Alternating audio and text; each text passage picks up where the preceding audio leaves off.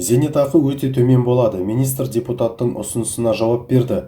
Еңбек және халықты әлеуметтік қорғау министрі Тамара Дүйсенова әйелдердің зейнет жасы әр бала туған сайын қысқаруы керек деген депутаттың ұсынысына қатысты пікірін білдірді.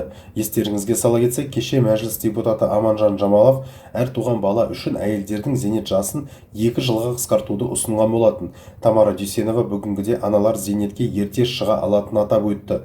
Мұндай норма заңда бар. Бүгінгі қолданыстағы заңда 53 жасқа толған 5 баласы бар әйел зейнетке ерте шыға алады. Бізде ана жұмыс істемегеннің өзінде, алайда 4-тен артық баласы болса, онда оған 12 жыл еңбек өтілін мемлекет береді, дейді министр орталық коммуникация қызметінде өткен баспасөз мәслихатында.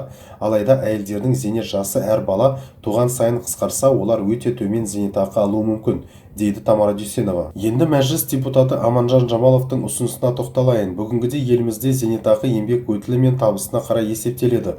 Ол заңда жазылған. Бұл мемлекеттен берілетін зейнетақы. 1998 жылға дейінгі еңбек өтілі болмаса, олардың балалары көп болғанына қарамастан есептелмейді. Сондықтан жоғарыдағы мәселе азаматтардың жинақтаушы қорындағы қаражаттың көп болуына байланысты. Егер жинақтаушы қорында қаражат болмаса, еңбек өтілі болмаса, зейнетақы да өте төмен болады деп сөзін түйіндеді Тамара Дүйсенова. Ведомство басшысы бұл мәселе әлі талқыланатынын атап өтті.